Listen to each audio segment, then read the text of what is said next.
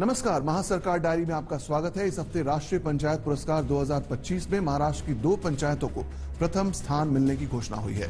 भंडारा की ईटगांव और रायगढ़ की खरीवली ग्राम पंचायत अलग अलग श्रेणियों में देश में अव्वल रही हैं। इस पॉजिटिव खबर के साथ आगे बढ़ते हैं। दिल्ली में CII एनुअल बिजनेस समिट में सीएम देवेंद्र फडणवीस ने शिरकत की।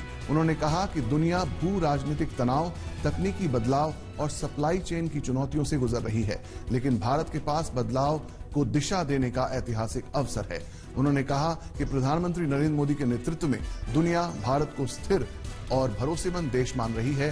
सीएम ने कहा कि महाराष्ट्र निवेश, उद्योग और नवाचार को नई गति दे रहा है। Our vision is clear, a $1 trillion economy by 2030 and among the world's most significant regional economies by 2047. At Davos this year, Maharashtra attracted investment interests worth 30 lakh crores, and people often ask me what explains this confidence. My answer is simple. Investors today are not looking only for incentives. They are looking for certainty. They are looking for governments that can think long term, decide quickly and execute reliably. In a world of uncertainty, trust becomes economic capital, and Maharashtra has worked consciously to build this trust. Nagpur में सिंधी समाज के कार्यक्रम में मुख्यमंत्री फडणवीस ने कब्जा धारकों को लीज पट्टे वितरित किए और नगर सेवकों का सत्कार किया। उन्होंने कहा कि सरकार समाज के विकास, नागरिक सुविधाओं और लंबित मुद्दों के समाधान के लिए प्रतिबद्ध है। मुख्यमंत्री ने व्यापार, शिक्षा और सामाजिक क्षेत्र में सिंधी समाज के योगदान की सराहना की। कार्यक्रम में बड़ी संख्या में नागरिक मौजूद थे। मुंबई के अंधेरी रेलवे स्टेशन पोस्ट ऑफिस का मुख्यमंत्री देवेंद्र फडणवीस और केंद्रीय मंत्री ज्योतिरादित्य सिंधिया ने उद्घाटन किया। 1932-33 में स्थापित इस पोस्ट ऑफिस को जन सेवा कनेक्ट परियोजना के तहत आधुनिक डिजिटल सेवाओं और बेहतर ग्राहक सुविधाओं से लैस किया गया है। महाराष्ट्र सरकार और डाक विभाग का उद्देश्य नागरिकों को तेज, तकनीक आधारित और सुविधाजनक सेवाएं उपलब्ध कराना है।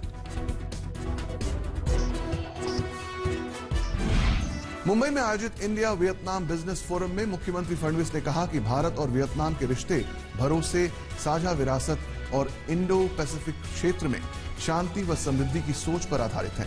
उन्होंने कहा कि एशिया 21वीं सदी को दिशा देगा और भारत वियतनाम साझेदारी इसमें अहम भूमिका निभाएगी। सीएम ने कहा कि वियतनाम की मैन्युफैक्चरिंग क्षमता और महाराष्ट्र की मजबूत अर्थव्यवस्था मिलकर वैश्विक स्तर की साझेदारी बना सकती है। नासिक में आयोजित कुंभ उद्योग संगम और डिस्ट्रिक्ट इन्वेस्टमेंट समिट 2026 में महाराष्ट्र सरकार ने 13,190 करोड़ रुपए के निवेश समझौतों पर हस्ताक्षर किए, जिससे करीब 32,000 रोजगार के अवसर बनेंगे। मुख्यमंत्री फडणवीस ने कहा कि कुंभ मेले के लिए 33,000 करोड़ रुपए के बुनियादी परियोजनाओं पर काम किया जा रहा है, जो नासिक को औद्योगिक और आर्थिक ग्रोथ इंजन बनाएंगे।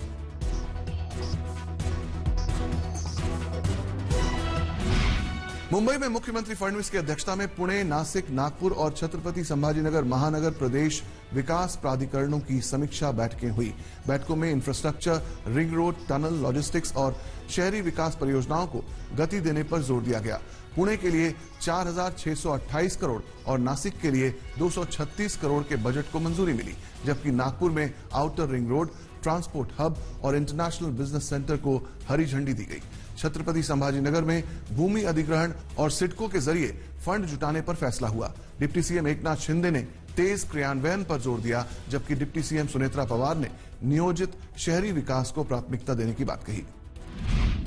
महाराष्ट्र कैबिनेट ने शिक्षा क्षेत्र से जुड़े कई अहम फैसलों को मंजूरी दी। आदिवासी छात्रों के लिए 5 प्राथमिक और 19 माध्यमिक अनुदानित आश्रम शालाओं की श्रेणी बढ़ाकर माध्यमिक और जूनियर कॉलेज स्तर तक की जाएगी। सोलापुर के शासकीय तंत्र निकेतन में 2026-27 से AI and machine learning, computer science और इलेक्ट्रॉनिक्स जैसे इंजीनियरिंग कोर्स शुरू किए जाएंगे। वहीं तुलजापुर में श्री तुलजा भवानी इंजीनियरिंग कॉलेज को राज्य सरकार को हस्तांतरित किए जाने का फैसला किया गया है। इस सेगमेंट में इतना ही। आप देखते रहिए आज तक।